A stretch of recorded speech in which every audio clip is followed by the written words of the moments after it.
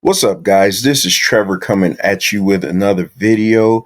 Oh man, I hate doing these type of videos, man. But today, unfortunately, I'll be doing a video on the recent wave of releases by the WWE. What's today? As of yesterday, I think it was they released 15 people with more most likely to come. So let's get into these releases. And before we get into the releases, I do want to say this. Um, Whatever I say today, by no means am I happy that anyone was released. I hate when people lose their job. I have like 20 guys that work under me, and I have to unfortunately hire and fire. And I hate to fire a guy, especially during today's times. You know the way things are. So I never am a fan of anyone losing their job. But with the WWE acquiring AAA, with the WWE having evolved, with the WWE always trying to take over new territories and bringing back people from AEW, you know that releases are just a part of the game. So it's gonna happen, and I'll never be a hypocrite. I'm the person that said the WWE has too many wrestlers on the contract, and they could do well by getting rid of at least 30% of them. So I'm not gonna now sit here and act like, oh my God, the sky's falling. I think a lot of these guys and girls that were released will do just fine, either on the indie circuit, Impact. They can go to Japan. A couple of them will end up in AEW, and they have the W. The best thing about it is that they have former WWE superstar after their name. So these companies will be dying to bring them in, let them get on the microphone and cut a promo against the company. They'll be fine. So in the immediate, yeah, it sucks, but I think in the long term, it'll probably be best for a lot of these guys. So let's get into these releases, and we're going to start with NXT.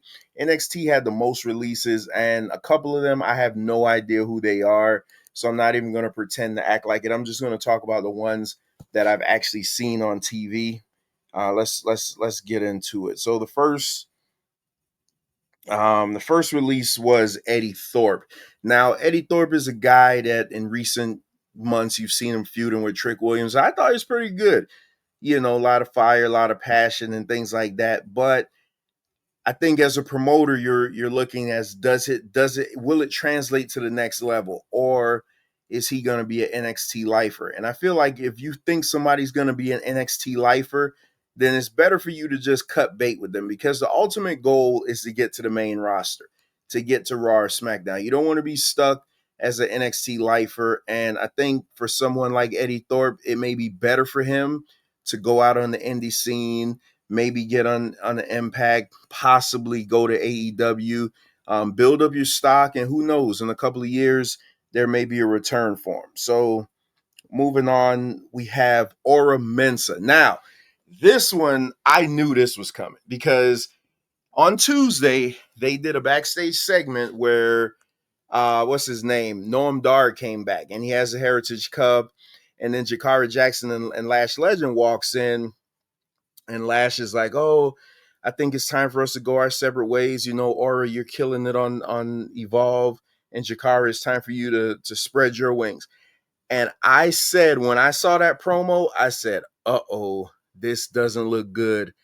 Somebody's getting fired." I knew it just from that promo, because the money's in Lash Legend. Lash Legend is a star. They're going to build Lash Legend to someday win the Royal Rumble, to do a power spot in the Royal Rumble, to slam Nia Jax, or go one-on-one with Jade Cargill. So there's nothing but stardom in her way. Unfortunately, or Mensah, not so much. Again, this is one of those NXT lifers that we talk about. He probably needs to go on the independent scene, make a name for himself. Possibly he may get a chance to come back. Who knows? Second firing from Metaphor, it shocked me, but it didn't shock me. Jakara Jackson.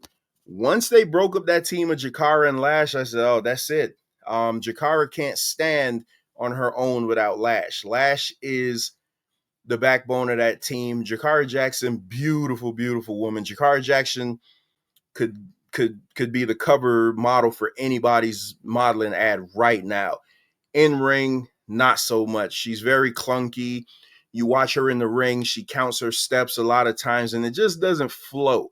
And it's I hate that they let her go because they were, they had her on the Saudi show. She was on Raw, she was on SmackDown. I really thought that they actually were going to get a shot at winning the women's tag team title. So this one I really wasn't too much of a fan of, because you had an opportunity to build women's tag teams, which you got these tag team titles, but you got no tag team. So releasing her was a head scratcher. But the star of that team is Lash Legend. I mean, you can see right now that they just got the sky's the limit with Lash.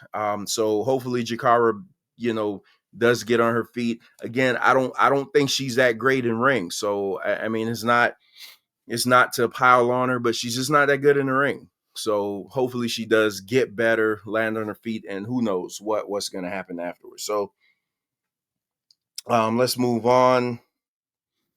So this one really pissed me off. Next, you have Gallas, Mark and Joe Coffey, and Wolfgang.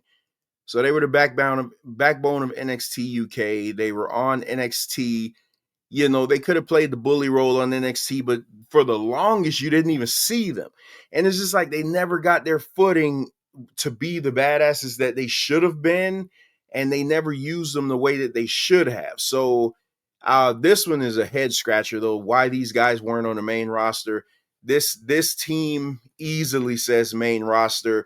You could have paired them with Drew McIntyre. You could have had him as Drew McIntyre's muscle. You could have had him in a faction with Sheamus. You could have used these guys in so many different ways to just bolster a guy, be a guy's muscle or something like. I mean, I think that this was a terrible release here to let Gallus go. These guys, I don't know what their status is as far as being in the country or whatever, but these guys do have the opportunity to go back home and wrestle. I mean, I think they'll be fine. Again, they can show up on Impact. They possibly can go to AEW.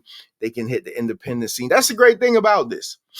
WWE isn't the only wrestling company. You have other companies that these guys and girls could go work at, get better, get seen more, because you know how wrestling fans are. They're the most fickle fans in the world.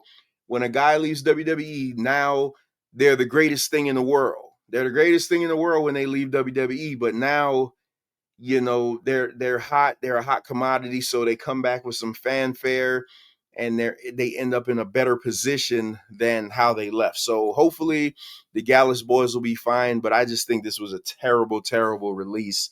You could have used these guys so much better than what you did. Here's another one, Gigi Dolan. So I got to be honest, we got to have a conversation here. When they broke up Toxic Attraction, I was like, oh boy, Gigi Dolan is not going to be long for the company. I'm surprised that she lasted as long as she did. And we got to be honest, the best thing about Gigi Dolan is her assets. She's not great in the ring. JC Jane was the highlight of that group. And, when they broke them up, it was just a matter of time.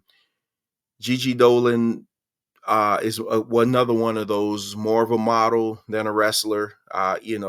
You could look at her social media posts, always showing off her backside and things like that. Seems to me like she cares more about showing off her rear end than she does getting better in the ring. And I don't think, and it's not an indictment on her. Some women use wrestling as a catalyst to get them in the industry that they really want to be in. And I'm just saying, you look at the leader of Toxic Attraction. Oh my God, I forget her name. But now she's doing great, on OF and things like that. So Gigi Dolan has, she has that look. And the women that WWE has now, you can't just rely on your looks now in WWE. WWE has women now that can go in the ring, a lot of them better than the men, and they're beautiful. Like, you have a woman like Stephanie Vakir, somebody like Gigi can't stand in the same ring with her. You have Sol Ruka. You have all these women now. You have Jordan Grace. You have all these women that can actually go in the ring, Julia, as well as being beautiful. You got to be able to bring more than just a nice ass to the ring. And I'm trying to say it as nice as possible, but I gotta say it that way. Gigi Dolan never got any better. She just was. She's a looker. That's it. I mean, so but again, there's a need for that in this world. So I think she'll do fine. I think she'll do fine. She'll go model somewhere. Who knows? She may come to that crossroads where she decides if I want to be a wrestler or not. And if she really hones her craft, she may get better. You never know. You may see her somewhere down the road. Let's go on to the next person. This one shocked me too. Cora Jade. I really like Cora Jade. I think Cora Jade has that look. Cora Jade is in the same vein as Alexa Bliss, Liv Morgan. I think the mistake that the WWE made is after her second injury, they should have immediately put her on the main roster. She should have never came back to NXT. And because the association with Cora Jade is when you see Cora Jade, you always think of her being with Roxanne Perez. So I would have brought her up to the main roster and let her sink or swim there. I think this is definitely a talent that Impact is going to hire once that 30-day non-compete is up. She'll be on Impact early June. I feel like this will be the first hire for Impact. Cora Jade, fantastic look. Really loves the business. Been a fan since she was young. You know, you have the pictures of her meeting CM Punk and things like that. So I think she'll end up good. But again, she's good, but she's not great. And NXT's women division is great right now. There's really no space in NXT to be mid. There's really no space in NXT to be basic. So when NXT has these women, these world-class women coming in, and you can't really compete on that level, I mean, what are they going to do? So it's best for some people to go to an Impact, go to an AEW, things like that. And I think Cora Jade will do just fine. She'll go to Impact for a couple of years. She'll get better. Look at Naomi. Naomi never was that good. Naomi went to Impact, came back. Now Naomi is an asset, like a huge asset. Can't wait for her to become the women's champion. So sometimes being released isn't the worst thing, because there's always a silver lining, and a lot of these companies can't wait to hire people that have former WWE star after their name. So let's move on to the next wrestler, Shotti Blackheart. So Shotti hasn't been released, but Shotti has been informed that her contract won't be renewed, and she's actually already been moved to the alumni section. So, I never liked Shotti there, but again, I don't want to see anybody get released or not renewed. To me, Shotti is, I call like a crash test dummy, just one of those wrestlers like that you could just, you put them in a hardcore match and things like that. They take all the bumps, they do all the crazy things, but they never really connect with the fans. And that's the thing with a lot of these people. They never connected with the fans. So when the fans go crazy and they're like, oh, all this outrage, how could WWE do this? It's your fault. When these people came out, you guys gave them zero reaction. When they cut promos, you what chanted them. It's your fault. Now you can't act like, oh, how dare WWE let them go? How dare WWE let them go? Because you, the consumer, didn't appreciate them while they were under contract. That's why. It's partly your fault. You show that someone is over. Look at a guy like Jey Uso. Jey Uso, me and my wife talk about this all the time. We remember the Usos because we go to WWE. Whenever WWE comes to my city, we're always there. We remember being in the building where Jimmy and Jay would come out and they'd say, when I say ooh, you say oh, and nobody would say anything. Now Jey Uso is the champion. Like, it's crazy because people got behind him. These other people, nobody gets behind them. They come out, they cut promos, and you what chant them. You say boring. You sit on your hands. You don't react during any of their matches. But then when they get released, you act like the world's ending. Come on, man. Look in the mirror. Look in the mirror. Take some blame. Oh, man. All right, so let's get into the main roster releases. There's a couple of main roster releases. This one, you saw this one coming. This is stupid. This goes in that stupid category. Again, you have these women tag team titles. This is the one true team over as hell on NXT. Kaden Carter and Katana Chance. But they never got over on the main roster. I remember being at a SmackDown show where they were the champions and they wrestled the Kabuki Warriors, and the entire place popped when the Kabuki Warriors won the title over your babyface champions, and they cheated to win. So, that shows you how much you never seen them on TV. You recently saw them when they were doing a gauntlet match, so you needed to just pull somebody up. But you had the one true women's tag team that you could have just put the machine behind. Again, Casey Cartanzaro is like a ninja warrior. She can do all these crazy moves. Katana Chance was getting so much better. Another just beautiful woman. I think she's dating Damian Priest, if I'm not mistaken.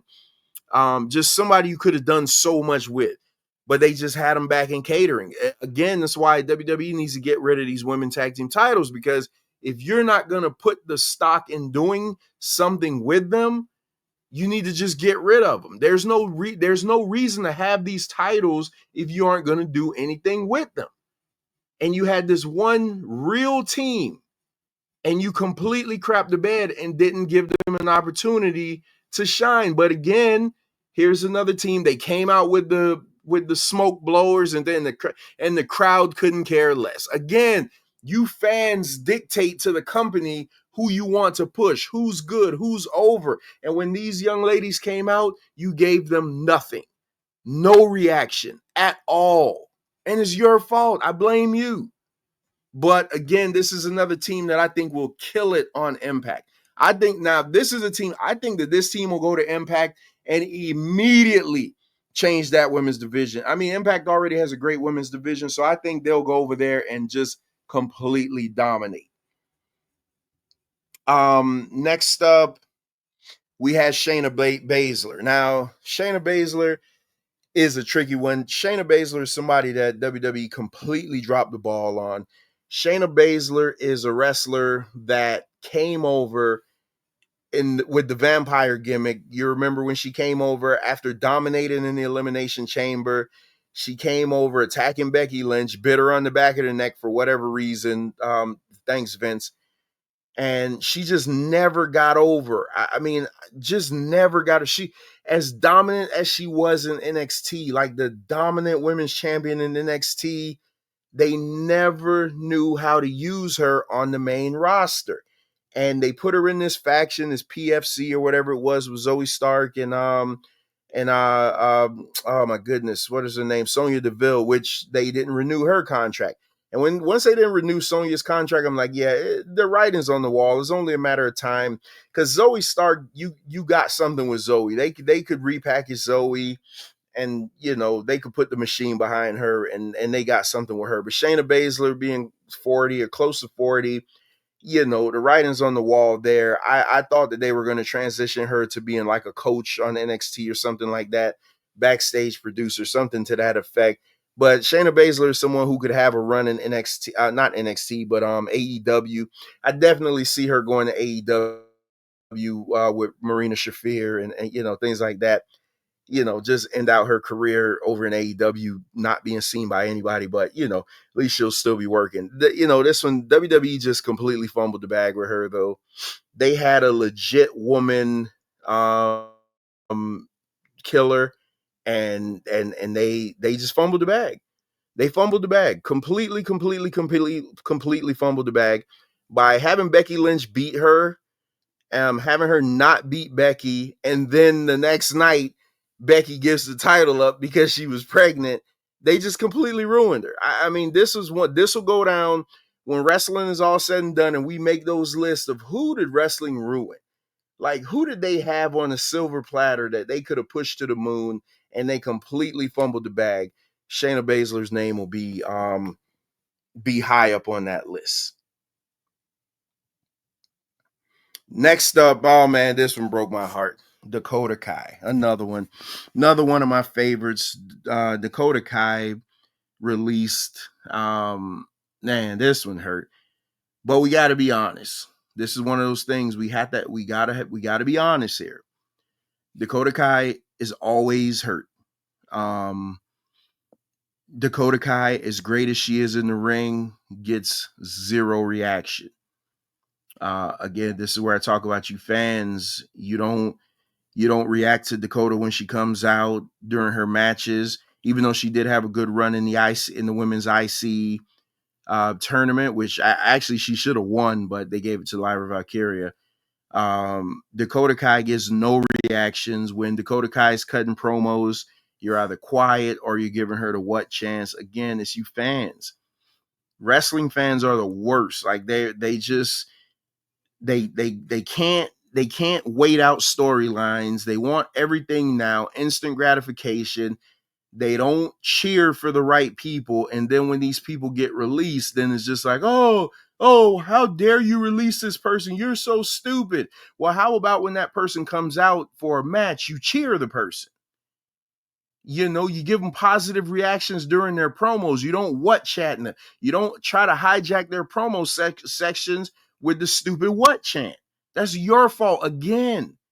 Take some accountability that when I'm giving you a product, you're dictating to me how you like the product that I'm giving you by being quiet or trying to hijack their promo segments. And that's what you did with Dakota Kai. Dakota Kai was the mouthpiece for as I said, the Kabuki Warriors for Damage Control because they don't speak English good.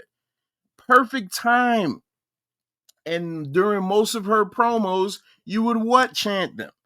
But Dakota Kai is going to be fine. Dakota Kai, again, she'll be in Impact, or she's ripe for the AEW women's division. I wouldn't be surprised if they have her show up on AEW and attack Mercedes or somebody like that. Like, just because, again, former WWE talent, she's ripe for the pickings. Tony Khan loves that. Loves those guys and gals. Former WWE talent. Let me get them over here right now. Put them in a big segment, for the hundreds and hundreds of fans that they have, things like that. So I think Dakota Kai will be great. I thought she could have been so much more. I wish she would have been the one to win the Intercontinental Championship over Lyra Valkyria, because I like her a lot more than Lyra Valkyria. But again, Dakota Kai is very injury prone. Every time they put some gas behind her, she's off again because she's hurt. I mean, it gets to a point where it's just like, okay, can I trust you? Can I put and this is no slight on her because I think she's great when she's there. But it's like, can I put the gas behind you? Can I trust you?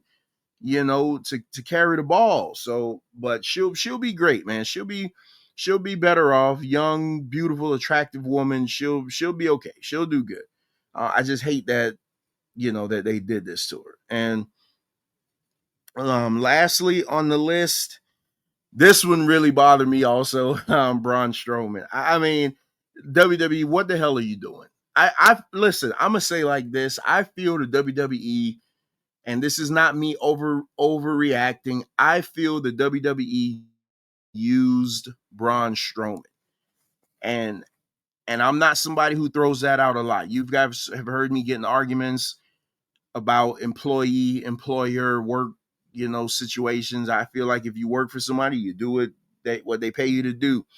I feel the WWE used Braun Strowman to get Jacob Fatu and Bronson Reed over. You bring this guy in, you bring this guy back. I remember that when he came back, they did the segment, The Miz was walking in the building and there was a car just randomly flipped over. Braun Strowman makes his return. You had him feuding with Carmelo Hayes, but he really, really got going when you got him into the feud with Bronson Reed, and they did the car spots and they did the last man standing. It was just what a fantastic big man feud. That Bronson Reed and Braun Strowman feud was fantastic. Like that is how you book big men, and it got Bronson Reed over to a fact where nobody else could have done it. Then you line Braun Strowman up with Jacob Fatu. Jacob Fatu gets over on his own, but this helped because Braun Strowman is the only one in the company legitimately big enough that you can say, okay, if he's throwing Jacob Fatu around, it's legit. Not many guys could go toe to toe with Jacob Fatu, and you're like, all right, this is believable. But Braun Strowman made it believable. Braun Strowman sold for Jacob Fatu. He gave it back to Jacob Fatu, and they beat the hell out of each other. And I feel like WWE literally just used this guy to get in and put these two monsters over, and then they discarded them and tossed them by the wayside. He didn't have to be WWE champion. He didn't have to be the world champion. He didn't even need to have a belt. You could have always had a big, legit, tough guy on your roster. He could have been the modern day Big Show, just a lot better, used correctly. WCW used Paul White good. WWE didn't, not so much. But WWE could have used Braun Strowman as the way WCW used Paul White. And I feel like they really, really fumbled the bag with this one, man. This one, when I saw this release, I actually found out about this last night. I was out with the fellas, and Bones from the MMA Brothers showed me on his phone that Braun Strowman was released, and I said, "You got to be kidding me! This is terrible. This is stupid." Typical WWE move, though. Of all the guys on the roster that you could get that's taking up space, you get rid of this guy. Hey, guess what? We just had Rusev return. You mean to tell me you couldn't have Rusev and Braun Strowman get into a program? Have those two guys just beat the hell out of each other? You couldn't have that as a program, but no, you get rid of them. It's crazy. Like this one bothered me more than anybody. You see, I'm spending more time on this one than any, because this one really, really bothered me. Braun Strowman has done nothing but just been a company man, came back, completely put these two monsters over. You got another monster in Rusev that this would have been the perfect guy for him to get into like a 3-match feud with, and then you completely got rid of him. I mean, just ridiculous. But hey, releases are a part of the business, man. I've been a wrestling fan for 40 years. I've seen a lot of guys come and go, so they'll be okay. Hopefully these guys save their money. They're not like the older guys that just wasted all their money, on nefarious things. They saved up their money. I saw a video of Strowman today where he was just jet skiing, so I feel like he'll be all right. Wouldn't be surprised if Impact or AEW brings him in, for a couple of shots, so I think for the most part, though, I think the majority of these guys and gals will be okay. I don't think they'll ever reach the stardom that they had in the WWE just because of the platform. It's just, you're in the biggest company, so the most eyeballs are watching you. But I think they'll be good. Some of them will be back, bigger and better than ever, hotter than ever. And the rest of them, they'll just be able to continue to make a living for themselves. So, let's not look at it as gloom and doom. Let's look at it as just what's next. Amen. And with that, I say peace.